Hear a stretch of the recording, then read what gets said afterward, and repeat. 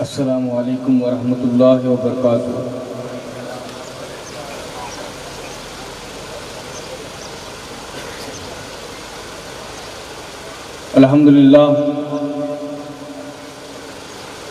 الحمدللہ نحمدہ ونستعینہ ونستغفرہ ونؤمن بہ ونتوکل علیہ ونعوذ باللہ من شرور انفسنا ومن سیئات اعمالنا ومن يهده الله فلا مضل له ومن يضلل فلا هادي له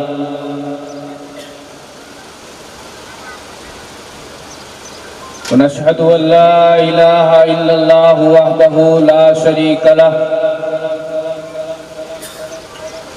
ونشهد ان سيدنا وشفيعنا وحبيبنا وطبيب قلوبنا ووكيلنا وكفيلنا ومعيننا وفريدنا وأشرفنا والنورنا والنور عيوننا والنور ديننا والنور قلبنا والنور إيماننا والنور فرقاننا أما بعد فأعوذ بالله من الشيطان الرجيم بسم الله الرحمن الرحيم ألا إن أولياء الله لا خوف عليهم ولا هم يحزنون آمنت بالله صدق الله العظيم وصدق رسوله النبي الأمين الكريم ونحن على ذلك لمن الشاهدين والشاكرين والذاكرين والحمد لله رب العالمين۔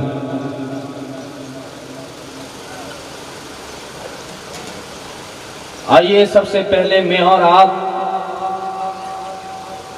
سب مل کر آقا نامدار، مدینے کے تاجدار، دونوں عالم کے مالک و مختار، شہنشاہ ذی وقار، نائب پروردگار، شفیع روز شمار، بے قراروں کے دل کا قرار، انیس بے کسا، فخر رسولہ، مالک ارض و آسماں، وہ کونین میں انوکھی شان والے، دائی حلیمہ کے راج دلارے، عبداللہ کی آنکھوں کے تارے، یعنی وہ نبیوں میں رحمت لقب پانے والے، مراد غریبوں کی بر لانے والے، یتیموں کو سینے سے لگانے والے، محمد مصطفیٰ روح فدا صلی اللہ تعالیٰ علیہ وسلم کی بارگاہ بےکس پناہ میں بآواز بلند درود و سلام کی ڈالی عقیدت کی تھالی میں سجا کر پیش کریے، پڑھیے بآواز بلند اللہم صلی علی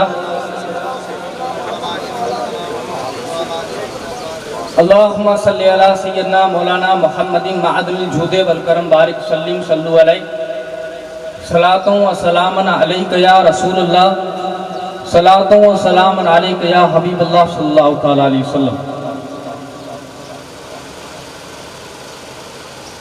خاصان خدا خدا نہ باسند، خاصان خدا خدا نہ باسند، لیکن ز خدا زدا نہ باسند۔ اور سرور کہوں کہ مالک و مولا کہوں تجھے، سرور کہوں کہ مالک و مولا کہوں تجھے، باغ خلیل کا گل زیبا کہوں تجھے۔ اور اللہ رے تیرے جسم منور کی تادشے، اللہ رے تیرے جسم منور کی تادشے، اے جانے جامے جانے تجلا کہوں تجھے، اے جانے جامے جانے تجلا کہوں تجھے۔ حضرات اکرام،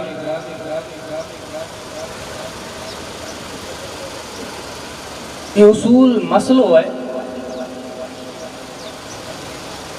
کہ مکان ذی عظمت مکین سے،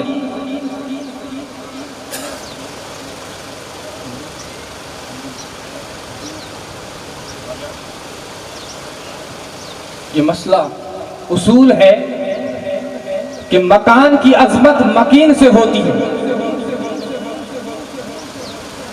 یعنی مکین جتنی شان والا ہوگا، جتنی شوکت والا ہوگا، جتنی اس کی تعظیم ہوگی، اس کی نسبت سے مکان کی بھی تعظیم کی جائے گی۔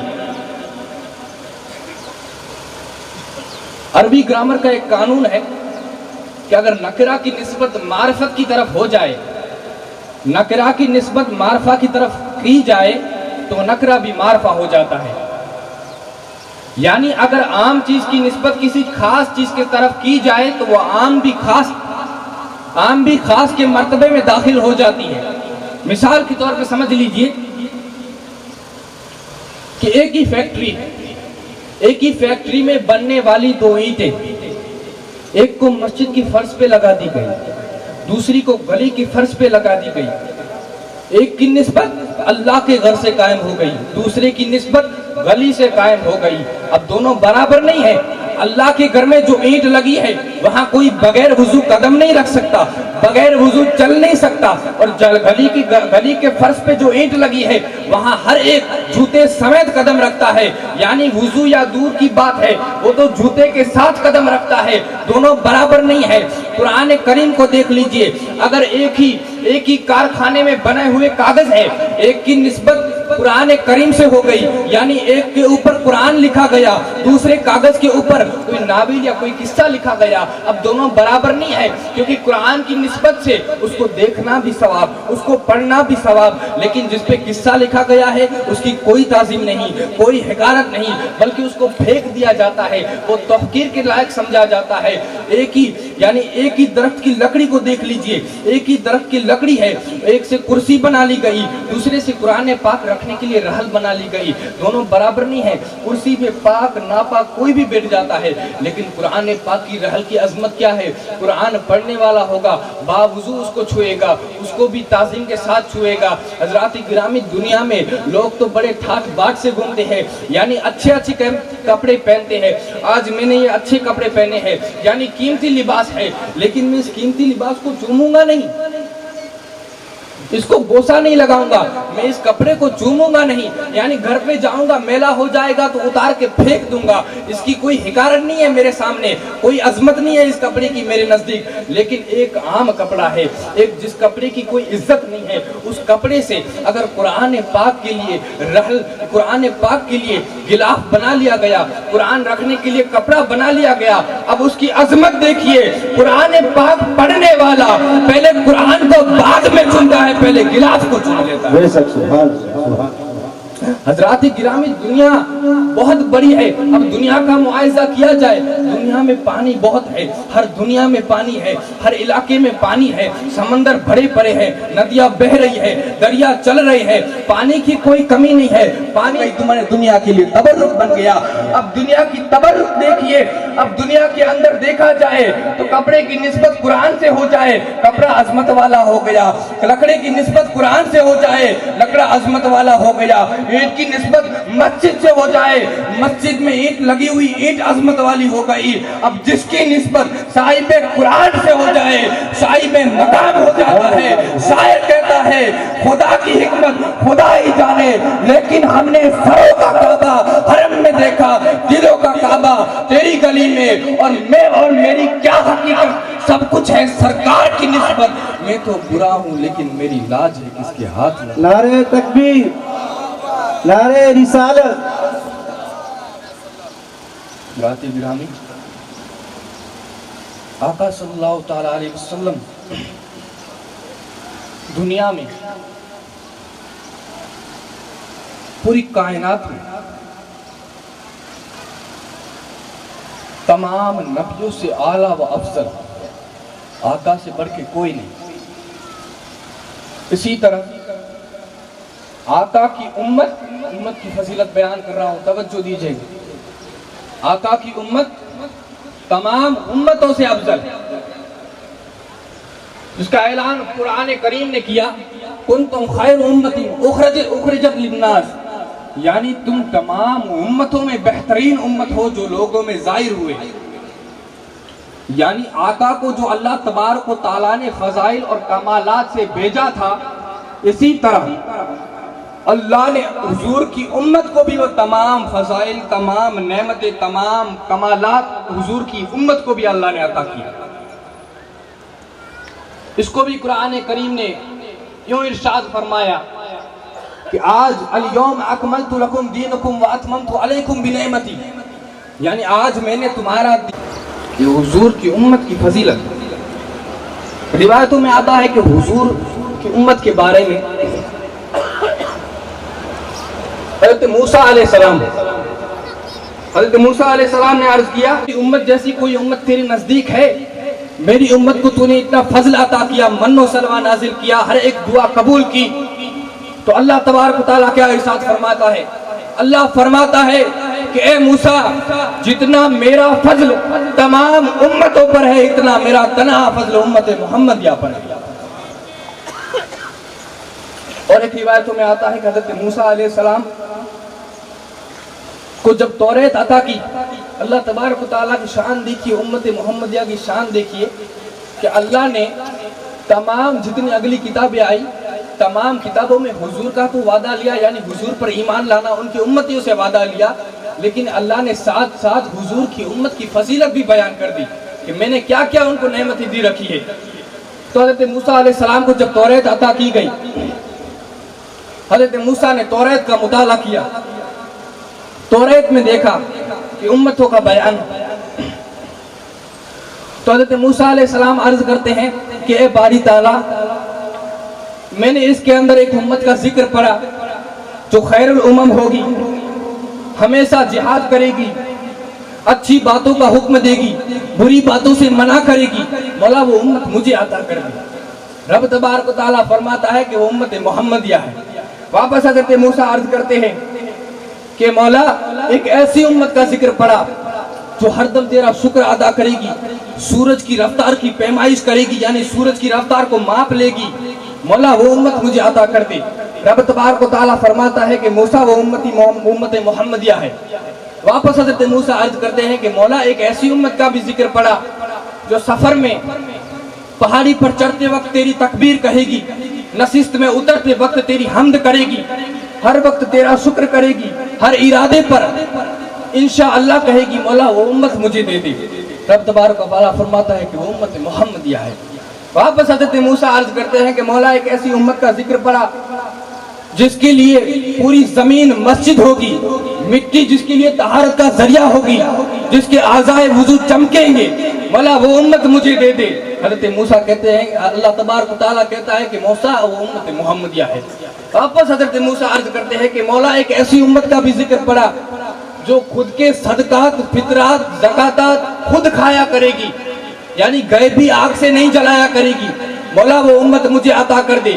حضرت موسیٰ کہتے ہیں کہ مولا وہ امت حضرت اللہ تبارک و تعالیٰ حضرت موسیٰ سے کہتا ہے کہ موسیٰ وہ امت محمدیہ ہے۔ جب حضرت موسیٰ علیہ السلام واپس عرض کرتے ہیں کہ مولا ایک ایسی امت کا ذکر پڑا جن کی کتاب ان کے سینوں میں ہوگی، تمام پچھلی کتابوں پر ایمان لائیں گے، ان کی صفیں فرشتوں کی صفوں کی طرح ہوگی، مسجدوں میں اس طرح ذکر کریں گے جیسے شہد کی مکھیاں ذکر کرتی ہے، مولا وہ امت مجھے عطا کر دے۔ رب تبارک و تعالیٰ فرمائے گا اے موسیٰ وہ امت محمدیہ ہے۔ آخر میں حضرت موسیٰ عرض کریں گے مولا اگر یہ محمد صلی اللہ تعالیٰ علیہ وسلم کا حصہ ہے تو مولا تو مجھے محمد صلی اللہ تعالیٰ علیہ وسلم کے اصحاب میں داخل کر دے۔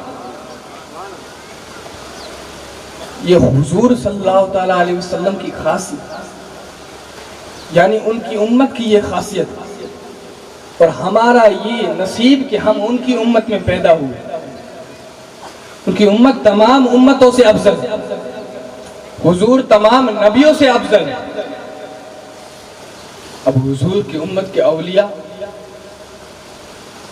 حضور کی امت کے اولیاء بھی تمام اگلی امتوں کے اولیاء سے افضل۔ حضور فرماتے ہیں کہ میری امت کے اولیاء تمام امتوں کے اولیاء سے افضل ہے، یہاں تک کہ روایتوں میں کہ ان کے انبیاء کی طرح ہے۔ یہ اس طرح ثابت ہوتا ہے کہ حضور صلی اللہ تعالیٰ علیہ وسلم نے فرمایا کہ میری امت کے اولیاء بنی اسرائیل کے انبیاء کی طرح ہوں گے، یعنی کرامتوں میں ان کی کرامتیں، میری امت کے اولیاء کی کرامتیں، ان کے معجزات دونوں مشابہ ہوں گے۔ میری امت کے اولیاء کی کرامتیں ان انبیاء کی معجزات دونوں مشابہ ہوں گے۔ بس حضور کو لے لیتے ہیں، حضور صلی اللہ تعالیٰ علیہ وسلم کی مشابہ کون ہے، کون ان کی طرح ہے؟ حضور کی مشابہ دیکھا جائے تو تمام اولیاء میں نام آئے گا سر فہرست سرکار غوث اعظم رضی اللہ تعالیٰ عنہ۔ سرکار غوث اعظم بالکل حضور کی طرح مشابہ، حضور کی طرح کرامتیں، حضور کی جو معجزات ہیں ان کی طرح سرکار کی کرامتیں، اب دیکھا جائے حضور صلی اللہ تعالیٰ علیہ وسلم پیدا نہیں ہوئے تھے، آقا صلی اللہ تعالیٰ علیہ وسلم پیدا نہیں ہوئے تھے. اب پیدا نہ ہونے سے پہلے آقا پیدا نہیں ہوئے تھے، اس سے پہلے کیا ہوا تھا؟ اس سے پہلے تمام انبیاء کرام نے اپنی کتابوں کو پڑھا، کتابوں کو پڑھنے کے بعد پیچھے بشارت دیتے گئے کہ نبی آخر زمان آنے والے ہیں، حضور صلی اللہ تعالیٰ علیہ وسلم آنے والے ہیں، ان کی یہ علامتیں ہیں، یہ نشانیاں ہیں، اگر ان کو تم پالو تو ان پر ایمان لانا. یہ حضور کے معجزات میں سے ہے. یعنی اگلی امت کی نبیوں نے تمام یہ وعدے کرتے گئے، یعنی ان کے اوپر یہ ظاہر ہوتا گیا کہ حضور آئیں گے تو ہم کو ایمان لانا ہے. اسی طرح سرکار غوث اعظم کو دیکھ لیجئے.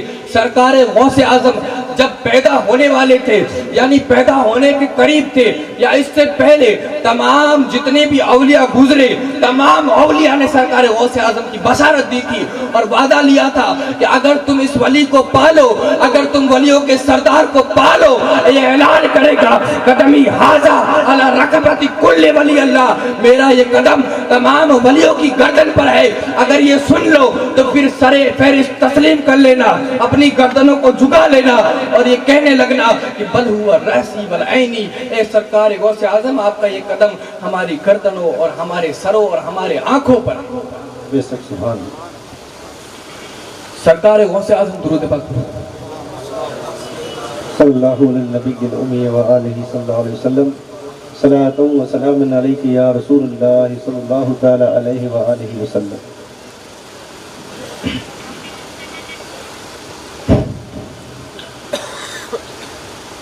سرکار غوث اعظم رضی اللہ تعالیٰ عنہ، ان کی بشارت حضرت کاکیس رضی اللہ تعالیٰ عنہ میں، یہ وہ پائے کہ ولی اللہ ہے، اتنے بڑے بزرگ ہیں کہ حضرت عزاز رضی اللہ تعالیٰ عنہ کو جب حضور صلی اللہ تعالیٰ علیہ وسلم کا خواب میں دیدار ہوا تو انہوں نے حضور سے پوچھا کہ یا رسول اللہ، آپ حضرت کاکیس کے بارے میں کیا فرماتے ہیں؟ تو آقا صلی اللہ تعالیٰ علیہ وسلم فرماتے ہیں کہ ارے یہ تو ان بزرگوں میں سے ہے جن کی وجہ سے میں قیامت کے دن فخر کروں گا، قیامت کے دن میں فخر کروں گا. ان بزرگوں میں سے ہے وہ حضرت کاکیس. اور حضرت کاکیس ایسے اللہ کے ولی تھے جن کے نیچے، جن کے تحت 70 بادشاہ ان کے نیچے ان کے مرید تھے، ان کے کہنے کے مطابق عمل کرتے تھے. یہ حضرت کاکیس. اور حضرت کاکیس رضی اللہ تعالیٰ عنہ آپ خطبات دیا کرتے تھے، یعنی تقریریں دیا کرتے تھے، تقریری کہتے تھے. تو ایک بار آپ کی تقریر بغداد میں تھی. بغداد میں جب تقریر کرنے آئے تب سرکار غوث اعظم کا بچپنا تھا، یعنی آپ مدرسہ نظامیہ میں پڑھنے گئے تھے، بچپن کے عالم میں تھے.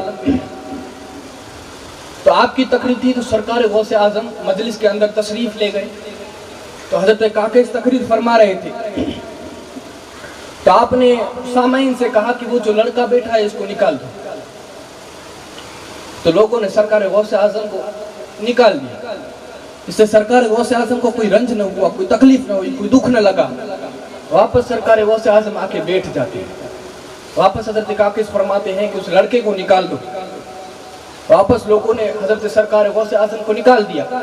اب لوگ بھی تعجب کرنے لگے کہ یہ عجیب لڑکا ہے، بار بار نکالا جاتا ہے، بار بار آ جاتا ہے، کیا معاملہ ہے؟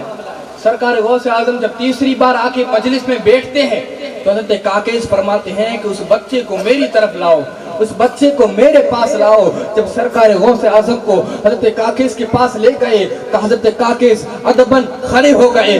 کھڑے ہو کے پہلے سرکار غوث اعظم کی پیشانی پہ پہلے بوسہ لگایا. بوسہ دینے کے بعد حضرت کاکیس اپنا جبہ، اپنا عصا، اپنی تسبیح حضرت سرکار غوث اعظم کو عطا کرتے ہیں اور کہتے ہیں کہ اے اہل بغداد، اس کو جان لو، یہ بچہ میں نے اس لیے باہر نکالا تھا تاکہ تمہاری توجہ اس بچے پہ آ جائے، تم اس کو جان لو، تم اس کو پہچان لو، اسی لیے میں نے اس بچے کو باہر نکالا تھا.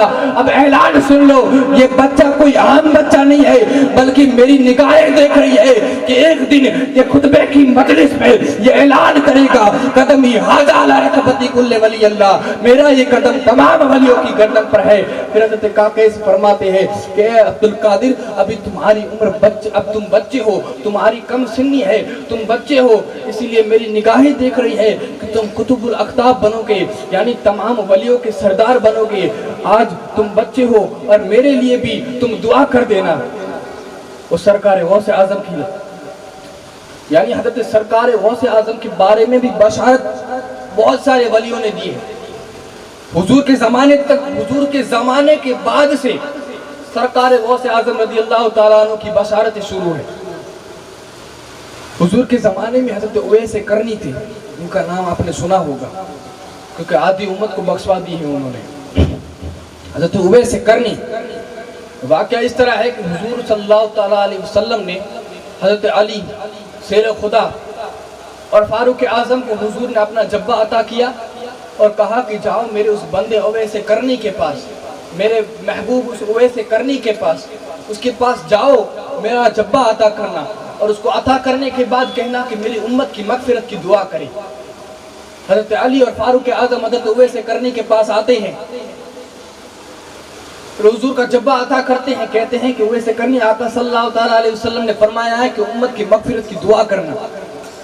حضرت اویس کرنی سجدہ کرتے ہیں، سجدہ کرنے کے بعد اللہ تبارک و تعالیٰ سے لو لگاتے ہیں، اللہ سے عرض کرتے ہیں کہ مولا میرے آقا کی امت کو بخش دے۔